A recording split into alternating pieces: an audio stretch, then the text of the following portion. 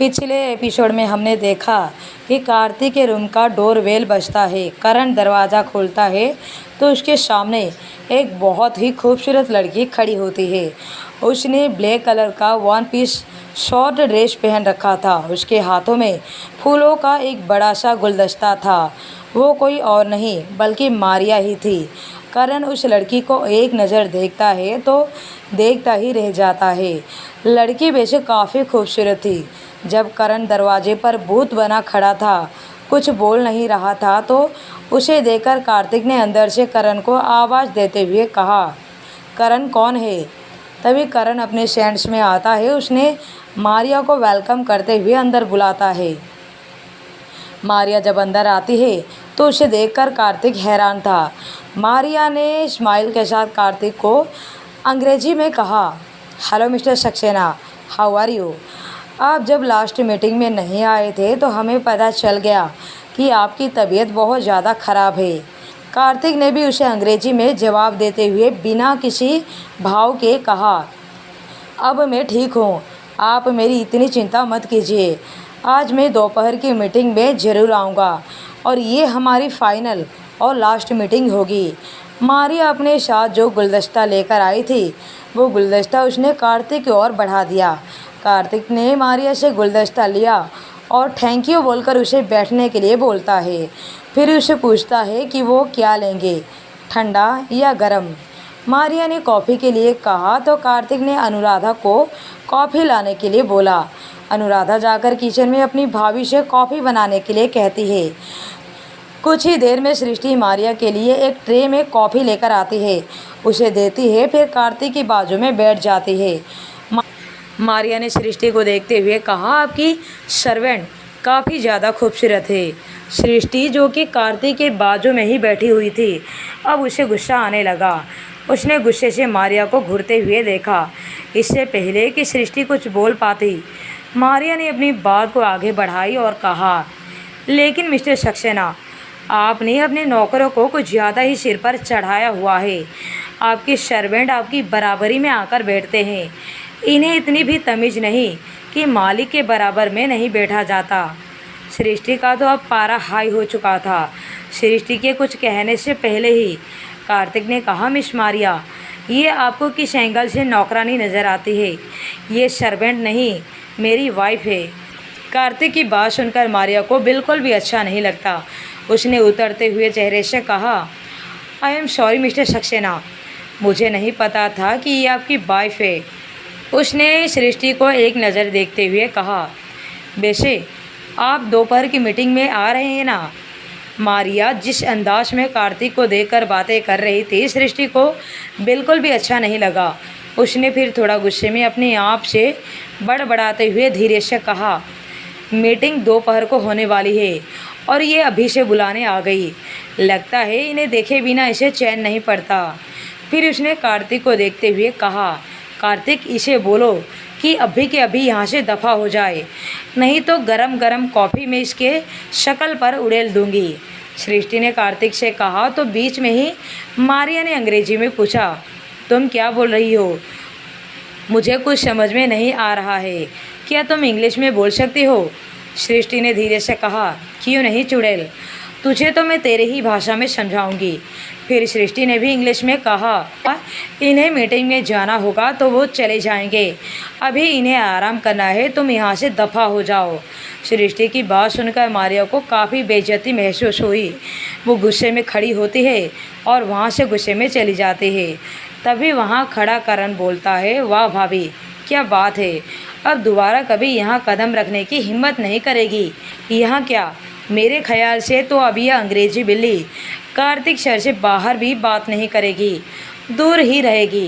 कार्तिक ये सब कुछ सुन के अपनी गर्दन को ना में हिला देता है और आगे बढ़कर सृष्टि का हाथ पकड़कर उसे अपने साथ कमरे की ओर ले जाने लगता है। सबको यही लगता है कि कार्तिक गुस्से में है, क्योंकि सृष्टि की वजह से शायद कार्तिक की मीटिंग खराब हो सकती है। तो कार्तिक कहीं कमरे में ले जाकर सृष्टि को डांटने ना लग जाए।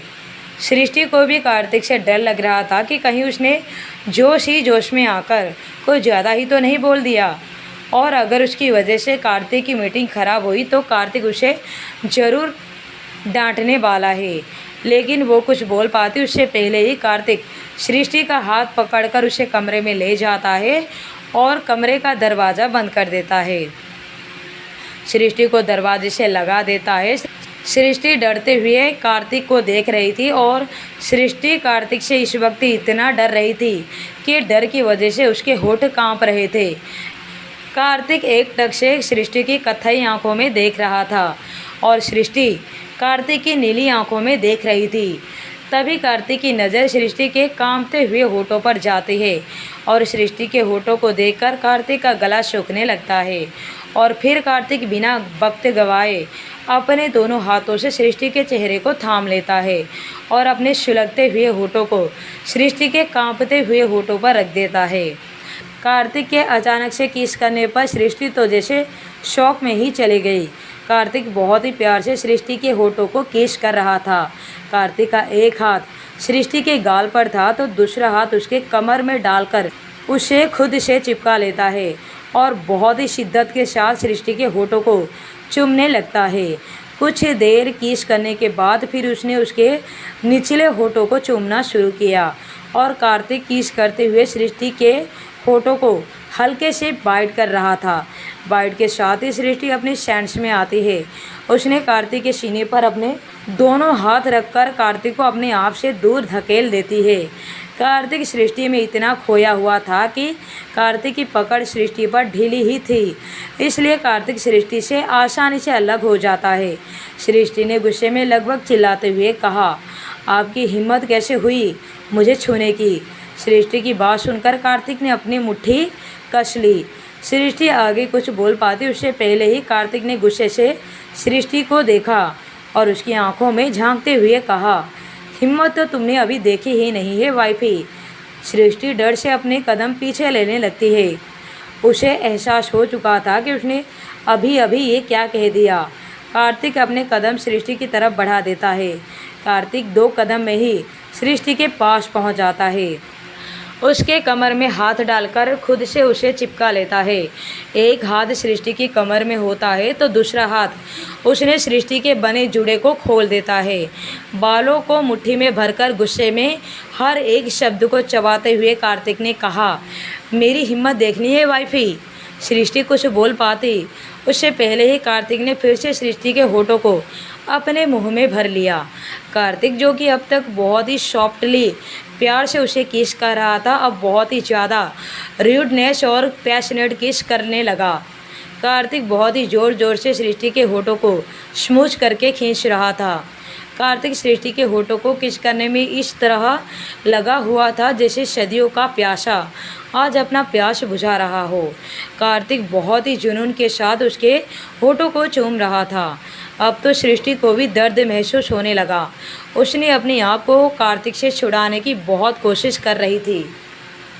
कार्तिक जिस तरह से जुनून के साथ सृष्टि के होठों को चूम रहा था, सृष्टि को डर लगने लगा था उसके जुनून से। कार्तिक सृष्टि को पीछे धकेलते हुए बेड के पास ले जाता है और किस करते हुए ही सृष्टि को लेकर बेड पर गिरा देता है। लेकिन इस बीच उसने किस करना बंद नहीं किया था। अब सृष्टि बेड पर लेटी हुई थी और कार्तिक उसके ऊपर था, जो अभी भी बहुत ही जुनून के साथ उसके होठों को चूम रहा था। वक्त के साथ साथ कार्तिक का किस और भी ज़्यादा रूड और डीप होता जा रहा था। सृष्टि अपनी छोटी और मुलायम हाथों से कार्तिक को खुद से दूर करने की कोशिश कर रही थी। कार्तिक सृष्टि के दोनों हाथों को पकड़कर उसके सिर के ऊपर कर लेता है। उसके दोनों हाथों को उसने अपने एक हाथ में पकड़ लिया और अपने दूसरे हाथ को उसके टॉप के अंदर डालकर उसके पेट और कमर को सहलाने लगा। कार्तिक का जुनून वक्त के साथ बढ़ता ही जा रहा था। दूसरी तरफ सृष्टि को सांस लेने में दिक्कत हो रही थी, लेकिन कार्तिक जैसे सृष्टि को छोड़ने के लिए तैयार ही नहीं था। लेकिन जब कार्तिक को महसूस हुआ अब सृष्टि सांस नहीं ले पा रही है तो कार्तिक ने न चाहते हुए भी सृष्टि को छोड़ देता है। कार्तिक के छोड़ते ही सृष्टि ज़ोर ज़ोर से सांस लेकर खुद को नॉर्मल करने की कोशिश करने लगती है, लेकिन कार्तिक ने सिर्फ सृष्टि के होठों को छोड़ा था। सृष्टि अभी भी कार्तिक की पूरी तरह से गिरफ्त में थी। सृष्टि अभी ठीक से खुद को नॉर्मल भी नहीं कर पाई थी कि कार्तिक एक बार फिर उसके होठों को अपने होठों से दबा लेता है। लेकिन इस बार कार्तिक सिर्फ 1 मिनट ही सृष्टि के होठों को चूमते हुए ज़ोर से बाइट करके छोड़ देता है और सृष्टि के ऊपर से हट जाता है और उसके साइड में लेट जाता है। लेकिन सृष्टि बहुत ही ज़्यादा थकी हुई महसूस कर रही थी। सृष्टि तो जैसे राहत की सांसें ले रही थी और तभी कार्तिक एक बार फिर सृष्टि के ऊपर आते हुए अपनी सर्द आवाज़ में कहता है, तुम मेरी वाइफ हो, तुम्हारे करीब आने के लिए मुझे हिम्मत की ज़रूरत नहीं है। बीवी हो तुम मेरी, हक है मेरा तुम पर, तुम्हारे जिस्म पर, तुम्हारे रूह पर। इतना बोलकर कार्तिक सृष्टि के ऊपर से हट जाता है और वॉशरूम चला जाता है। सृष्टि के लिए ये सब कुछ किसी 440 वॉट के झटके से कम नहीं था, क्योंकि ये सब उसके लिए पहली बार था और ये किस उसकी पहली किस थी। और सृष्टि ने शादी के बाद कार्तिक को अपने इतने करीब सिर्फ सपने में ही देखा था और आज कार्तिक खुद से अपने मर्जी से उसके इतने करीब आया था। सृष्टि ने धीरे से बेड पर से उठकर बैठी और अभी जो कुछ भी हुआ उसके बारे में सोच रही थी। तभी वॉशरूम का दरवाज़ा खुलता है। कार्तिक रॉयल ब्लू कलर का 3 पीस सूट पहनकर बाहर आता है। मिरर के सामने खड़ा हो जाता है, अपने बालों को सेट करता है, घड़ी पहनता है, परफ्यूम लगाता है। फिर वो सृष्टि की तरफ पलटता है। सृष्टि जो कि बिस्तर पर बैठी हुई उसे ही देख रही थी, लेकिन जैसे ही कार्तिक पलटकर उसके पास आता है तो सृष्टि एकदम से हड़बड़ा जाती है। लेकिन कार्तिक बिस्तर पर अपना घुटना टिकाकर सृष्टि के माथे पर एक किस करता है और बोलता है, मेरी एक इम्पोर्टेंट मीटिंग है, मैं शाम तक आऊँगा, अपना ख्याल रखना। ये बोलकर कार्तिक वहाँ से चला जाता है। सृष्टि को अपने माथे पर कार्तिक के होठों का छुअन महसूस हुआ तो उसकी आंखें अपने आप ही बंद हो गई। सृष्टि ने धीरे से अपनी आंखें खोली, तब तक कार्तिक कमरे से जा चुका था। सृष्टि की आंखों में नमी थी। आज सृष्टि ने जो भी महसूस किया था उसके लिए वो पिछले 3 सालों से तड़पी थी। प्यारे दोस्तों, जानती हूँ आज का एपिसोड आपको बहुत ही छोटा लगेगा और इसके लिए मैं आपसे माफ़ी चाहती हूँ। कुछ पर्सनल काम होने की वजह से ज़्यादा समय नहीं दे पाई, लेकिन कल से आपको दोनों स्टोरी के एपिसोड मिलने लगेंगे। Thank you.